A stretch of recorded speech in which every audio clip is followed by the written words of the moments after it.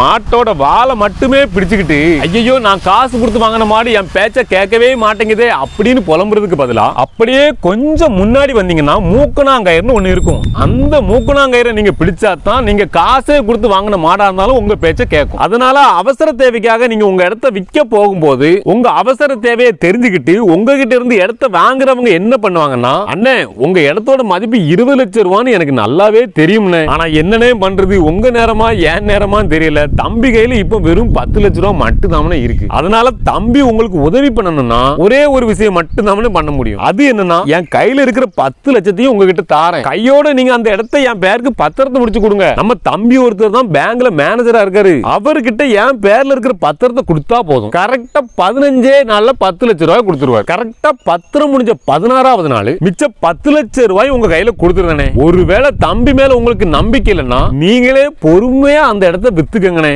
அப்படின்னு உங்க அவசர தேவையை தெரிஞ்சுக்கிட்டே சொல்லுவார். நீங்களும் வேற வழி இல்லாம பத்திரத்தை மட்டும் போட்டு கொடுத்துட்டு அவர் கொடுத்த 10 லட்சத்தை வாங்கிடுவீங்க. இப்போ ஒருவேளை உங்க தம்பி தங்க கம்பியா இருந்தாருன்னா 16வது நாள் மிச்ச 10 லட்சம் ரூபாய் உங்களுக்கு தந்துருவாரு. ஒருவேளை அவர் துருபிடிச்ச கம்பியா இருந்தாருன்னா 16வது நாள் உங்க 10 லட்சம் ரூபாய்க்கு சிறப்பா காரியம் பண்ணிடுவார். அதாவது மாட்டோட வாழை பிடிச்ச கதை தான். மாட்டு வாழை பிடிச்சிட்டு பின்னாடியே தகிட தகிட தகிடு ஓட வேண்டியதான். அதனால நீங்க பாதி பணத்தை மட்டுமே வாங்கிக்கிட்டு கிரைய பத்திரம் போட்டு கொடுக்க போறீங்கன்னா தயவு செய்து இண்டெம்னிட்டி பாண்ட், அதாவது இழப்பீடு பத்திரத்தையும் ஒரு வக்கீல வச்சு சேர்த்தே போட்டுருங்க. அப்படி இல்லனா நீங்க கிரைய பத்திரம் போடும்போதே கண்டிஷனுடன் கூடிய கிரைய பத்திரம்னு இருக்குது, அதுல நீங்க கண்டிஷனை போட்டு கிரைய பத்திரம் எழுதலாம். இந்த ரெண்டையுமே பண்றதுக்கு உங்களுக்கு பாதி பணத்தை கொடுத்தவர் ஒத்துக்கிடலனா குறைந்தபட்சமா பத்திரப்பதிவு முடிஞ்ச உடனே கிடைக்கிற புது ஒரிஜினல் பத்திரத்தை உங்களுக்கு 10 லட்சத்தை கொடுத்தவர்கிட்ட கொடுக்காம நீங்களே கையில வச்சுக்கோங்க. ஒருவேளை அவர் பேங்குக்கு பத்திரத்தை காட்டணும், பத்திரத்தை குடுன்னு கேட்டார்னா நீங்களே அவர் சொல்ற தேதியில பேங்குக்கு போய் பத்திரத்தை தெளிவா காட்டிட்டு பத்திரத்தை பத்திரமா உங்க வீட்டுக்கு கொண்டு வந்துருங்க. இதையும் உங்களால பண்ண முடியலனா நீங்க கிரையமா வித்த அந்த இடத்தோட அனுபவத்தை மிச்ச ரூபாயை வாங்குற வரைக்கும் அவர்கிட்ட கொடுக்காதீங்க. இதையும் உங்களால பண்ண முடியலனா குறைஞ்சபட்சமா பத்திரப்பதிவு எல்லாம் முடிஞ்சதுக்கு அப்புறம் ஒரு 100 ரூபாய் பத்திரத்துல ஆச்சு இந்த மாதிரி பாதி பணத்தை மட்டும் தான் நான் வாங்கியிருக்கேன், மீதி பணத்தை அவர் இத்தனாம் தேதி தாரேன்னு சொல்லியிருக்காரு, ஒருவேளை அவர் தரலன்னா நான் இதை பண்ணுவேன் அப்படின்னு உங்க 2 பேருக்குள்ள 100 ரூபாய் பத்திரத்துல ஒரு ஒப்பந்தமாவது போட்டுக்கங்க. இப்போ நம்ம மேல சொன்ன ஆப்ஷன்ல